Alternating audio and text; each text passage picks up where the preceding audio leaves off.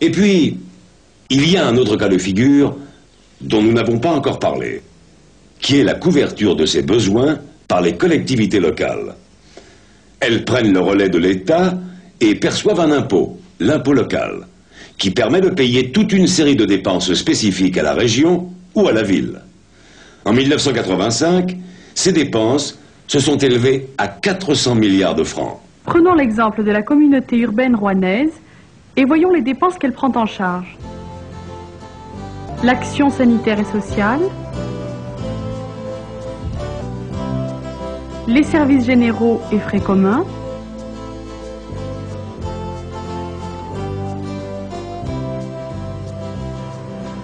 l'urbanisme et le logement,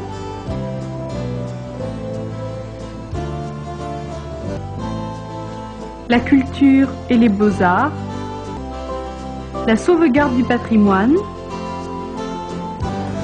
et la lutte contre l'incendie. Et toutes ces dépenses, nous les payons par les impôts locaux. La taxe d'habitation et la taxe foncière versée par les ménages et la taxe professionnelle versée par les entreprises.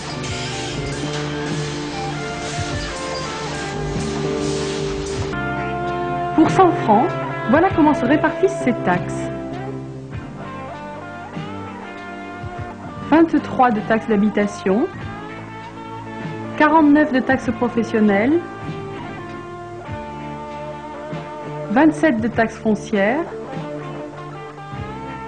et 1 pour les autres. Et voilà quelques-unes des dépenses.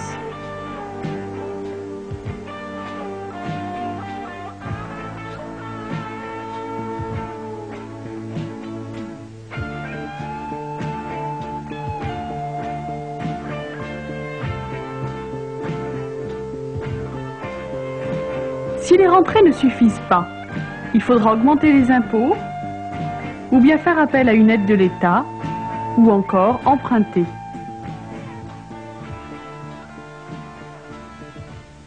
Bonjour. Le maire d'Épinay-sous-Sénard va vous raconter un petit peu ce qu'est sa vie quotidienne. Et tout d'abord, pour gérer une commune, il faut avoir des moyens divers et qu'ils sont des moyens financiers pour commencer. Des moyens financiers, il y en a de deux ordres. Celui qui est à la portée du premier venu, et j'allais dire du premier maire venu, eh bien c'est l'imposition, la fiscalité locale. Cette fiscalité locale, il faut la manier avec prudence. Il faut savoir que dans une commune, tout le monde ne peut pas payer d'impôts, même si tout le monde devrait en payer. Donc, plus les impôts seront lourds, plus les impôts seront lourds à supporter par certains d'entre nous. Ainsi, à Épinay-sous-Sénard, 50% de la population paye 100% des impôts, parce que 50% de la population est considérée comme insolvable. Insolvable, ça veut dire quoi? Ça veut dire que l'État va se substituer à cette partie de la population pour payer par prélèvement sur les impôts nationaux, sur la collecte des impôts nationaux, pour payer ce que ces familles auraient dû payer de par leur base d'imposition. Et pourquoi n'en payent-elles pas? Eh bien parce que leurs revenus ne sont pas suffisants, parce que le nombre des enfants fait qu'il y a des abattements importants qui décident de ne pas avoir, que ces personnes ne seront pas soumises à l'impôt. Et puis, il y a la deuxième partie, qui est la partie la plus exaltante pour un maire, la conquête des subventions. J'ai bien dit subvention et non pas emprunt, parce que emprunter, c'est à la portée de tout le monde, encore faut-il savoir si l'on va pouvoir rembourser.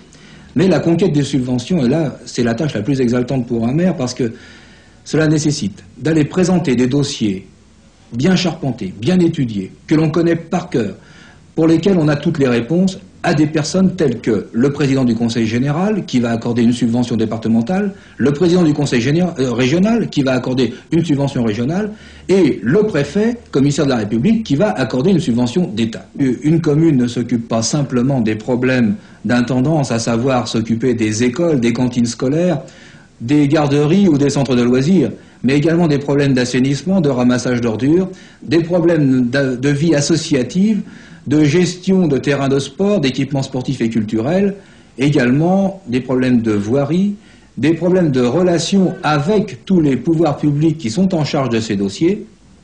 Et pour réaliser tout cela, bien, il faut des hommes. Il faut des hommes, et à Épinay, nous avons 287 employés municipaux qui sont là pour s'occuper de ces dossiers une fois que les élus, c'est-à-dire les adjoints et les conseillers municipaux, membres des commissions, les ont traités, que ces dossiers ont été acceptés dans les instances au niveau départemental, régional ou État, et que ces dossiers sont à réaliser maintenant, que le subventionnement et le financement a été trouvé, il faut mettre en œuvre. Et pour mettre en œuvre, il n'y a que le personnel municipal qui peut le faire. Le principal outil de travail de la municipalité, c'est son budget. Le budget, c'est un gros fascicule qui reprend toutes les réalisations que la commune va avoir à faire pendant un exercice qui donc s'étend du 1er janvier au 31 décembre. Et dans un budget comme celui-ci, eh bien, on voit tout ce qui va être fait et quel prix on va pouvoir y consacrer. Le but de la municipalité, diminuer l'imposition locale. Diminuer l'imposition locale pour une municipalité, c'est un petit peu comme pour une entreprise, faire que ses charges, ses coûts et ses marges soient telles que le produit qu'elle va vendre sera compétitif. Et qu'avons-nous à vendre? Eh bien, nous avons à vendre notre qualité de vie. Et dans la qualité de vie, eh bien, le problème de l'imposition est un problème important. Et il n'y a pas de recette. L'État ne comble pas les déficits générés par les communes. Il n'y a pas de subvention en matière de déficit de fonctionnement. Il n'y a que l'imposition locale, les contribuables locaux qui peuvent combler les déficits. C'est comme pour une entreprise, si on devait combler le déficit de trésorerie et de gestion par une augmentation du produit sans pour autant augmenter sa qualité. Vous vous souvenez? L'équilibre. On le retrouve partout.